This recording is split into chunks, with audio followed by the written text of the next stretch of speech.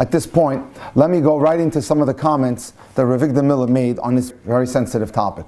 We begin with number one. Rabbi Miller says, parents of the chassan and parents of the kala should never have any connection with the problems between husband and wife, chassan and kala. How often good parents, and I've told this to my married children, tell the children, solve it yourself, don't get me involved.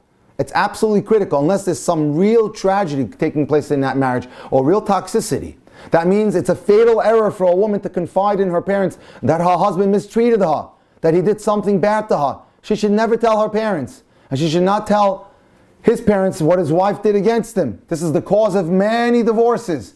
Once the parents gets involved, it's different. It's important to understand that a husband and a wife, if they have differences, there's going to be times they argue. They can get together and they forget the differences, at least temporarily, and they'll make peace. They make shalom from time to time. But the mother-in-law or father-in-law, once they hear something wrong about you, why should they make shalom with you? So that impression lasts forever. So it's important that you don't tell your parents things what's going on in your house that are, at least that are not so serious. Why? Because that impression lasts forever.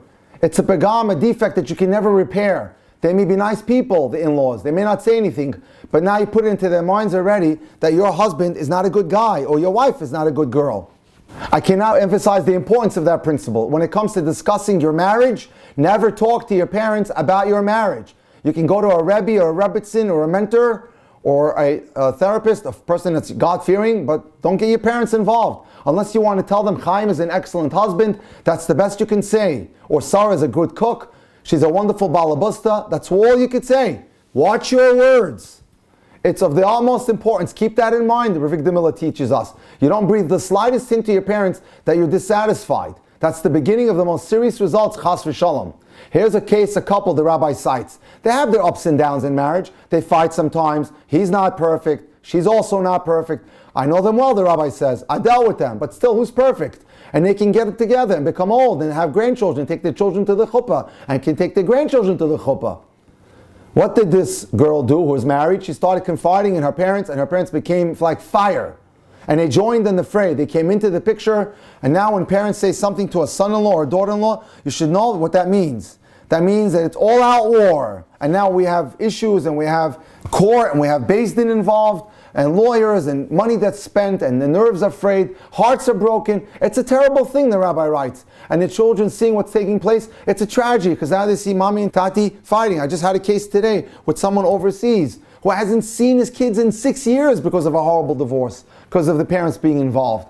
All because she had to open her mouth to her parents. If she had kept quiet, things would have been better. They would have been fixed. It's like a carriage traveling on a rough road. Sometimes it hits bumps, sometimes it's bumpy, and sometimes it's smooth. The Gemara tells us, Motzi asirim bakosharot. In Tehillim, David HaMelech says, Hashem brings together those who are tied in chains. Motzi asirim, he brings together bakosharot, those who are tied with chains. Who's tied with chains? And David HaMelech is referring to husband and wife. They're tied in chains because they're married. Why does David HaMelech use the word bakosharot? Why not use another word for change, which is bazikim? Why does he use the word bakosharot? Because David HaMelech wants to teach us an incredible lesson. If you take the word bakosharot and split it into two, it comes out to bechi and shirot, with crying and with singing and rejoicing, which is that people come together, a husband and wife are wedded together in marriage. Sometimes they'll be crying and sometimes they'll be singing. But as long as they keep it within themselves, they can hold and maintain that marriage. Sometimes they'll weep and sometimes they'll sing. Sometimes you weep in marriage, you'll have issues in life, and sometimes you'll have fantastic happiness. So you can weep once and sing, but at least you'll be together for the next 100 years.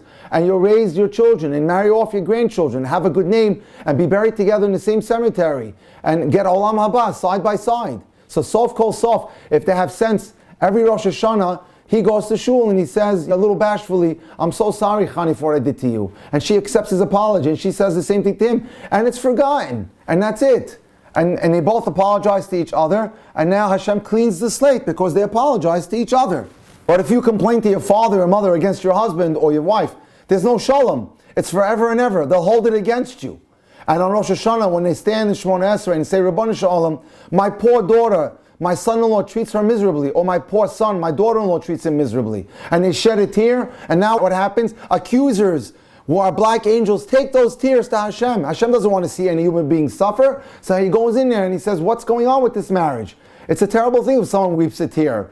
I don't want that to happen. Therefore, how important it is not to share your troubles about your husband with your parents, or your troubles about your wife with your parents. That's number one. Keep it in mind, the Rabbi Miller emphasizes.